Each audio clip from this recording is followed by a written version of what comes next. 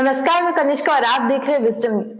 इससे पहले कि हम अपनी खबर की तरफ बढ़े, आपसे एक निवेदन है, कृपया हमारे चैनल को लाइक और शेयर करना ना भूलें और साथ ही साथ यदि आपने सब्सक्राइब ना किया हो तो वो भी कर दें। पीएम मोदी ने अपने भाषण में जनता को ये विश्वास दिलाने की कोशिश की। कांग्रेस जनता से वादे तो करती है लेकिन सत्ता में आने के बाद उसे पूरा करने में कमजोर रह जाती है। उन्होंने कहा कि भाजपा अपने वादों पर खरी उतरती है। वादों के अनुसार गरीब लोगों के मकान बनाए जा रहे हैं और आदिवासियों और पिछड़ों का विकास किया जा रहा है। प्रधानमंत्री नरेंद्र मोदी ने छत्तीसगढ़ के रायपुर में भाषण देते हुए 2024 के चुनावी अभियान की शुरुआत की थी। अपने भाषण में उन्होंने केंद्र सरकार द्वारा जनता के लिए किए गए कार्यों की जानकारी दी, लेकिन इसी के साथ प्रधानमंत्री ने जनता को कांग्रेस के चुनावी वादों से सावधान रहने की चेतावनी भी दी है।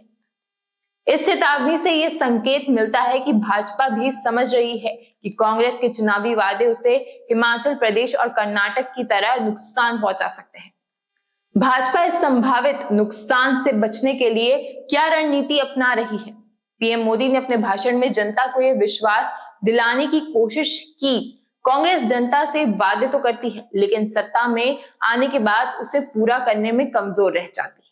उन्होंने कहा कि छत्तीसगढ़ में शराबबंदी और जनता के घर बनाने के वादे लिए गए थे लेकिन इन्हें अब तक पूरा नहीं किया गया। उन्होंने कहा कि भाजपा अपने वादों पर खरी उतरती है। वादों के अनुसार गरीब लोगों के मकान बनाए जा रहे हैं और आदिवासियों और पिछड़ों का विकास किया जा रहा है। मुफ्त बिजली, महिलाओं के लिए मुफ्त परिवहन, युवाओं के लिए बेरोजगार भत्ता जैसे कांग्रेस के कई वादों में भाजपा को हिमाचल प्रदेश और कर्नाटक में भारी नुकसान पहुंचाया है। माना जाता है कि उसे दोनों ही राज्यों में इन्हीं वादों के कारण कांग्रेस के हाथों सत्ता गंवानी पड़ी है। लेकिन इसी के साथ कांग्रेस की कुछ कमजोरियां भी सामने आने लगी हैं, जिसमें भाजपा चुनाव में कांग्रेस को घेरने की तैयारी में है। दरअसल हिमाचल प्रदेश और कर्नाटक में कांग्रेस ने भारी भरकम वादों पर सत्ता में आने की राह आसान कर दी, लेकिन सत्ता में आने के बाद इन वादों को पूरा करने में उसे आर्थिक समस्याओं का सामना करना पड़ रहा है। मुफ्त योजनाओं पर धन खर्च करने के कारण सुखविंदर सिंह सुक्खू सरकार को कर्मचारियों को वेतन देने में परेशानी का सामना कर रहे हैं।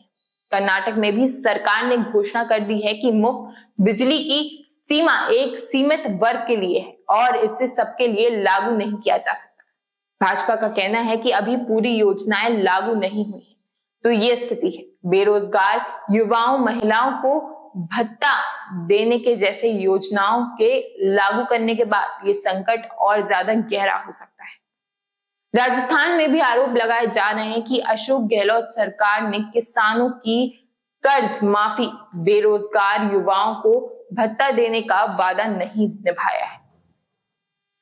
कांग्रेस प्रवक्ता रितु चौधरी ने अमर उजाला से कहा कि प्रधानमंत्री ने छत्तीसगढ़ में ये भी बता दिया होता तो बेहतर होता कि उन्होंने हर साल 2 करोड़ नौकरियां देने का जो वादा जनता से किया था उसका क्या हुआ। उन्होंने कहा कि भाजपा सरकारों की तो बात ही छोड़ दे, स्वयं प्रधानमंत्री ने जनता से काला धन वापस लाने, किसानों की आय 2 गुना करने, भगौड़ों को देश में लाकर सजा देने और हर परिवार को एक रोजगार देने की बात कही थी। पीएम को बताना चाहिए कि इन वादों को अब तक पूरा क्यों नहीं किया जा सका। रितु चौधरी ने दावा किया कि कांग्रेस सरकार जनता के किए अपने वादों पर खरी उतर रही है।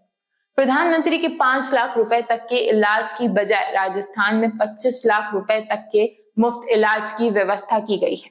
लोगों को पुरानी पेंशन का लाभ मिलना शुरू हो गया है और लगातार नई सरकारी नौकरियों में युवाओं की भर्ती की जा रही है। उन्होंने कहा कि कांग्रेस जमीन पर किए जा रहे अपने इन्हीं कामों के दम पर जनता के दिल में अपने लिए जगह बनाएगी और 2024 के केंद्र की सत्ता में आएगी।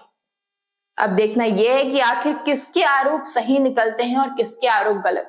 कौन है जिसने अपने वादे पूरे किए हैं, किसने अपने वादे अधूरे छोड़ दिए हैं। चाहे वो बात करे कांग्रेस की या बीजेपी की, कुछ वादे ऐसे दोनों ही पार्टियों के हैं जो अब तक पूरी तरीके से पूर्ण नहीं हो पाए। लेकिन ये कहना गलत होगा कि बीजेपी अपने सभी वादों से नकर गई। मैं कनिष्का अग्रवाल, विजडम न्यूज से। हमारे न्यूज चैनल की टैगलाइन है ना इधर ना उधर, सच की डगर। हम अपनी टैगलाइन के आधार पर खबरों का विश्लेषण करते हैं और आप तक सटीक जानकारी पहुंचाने का पूरा प्रयास करते हैं। धन्यवाद।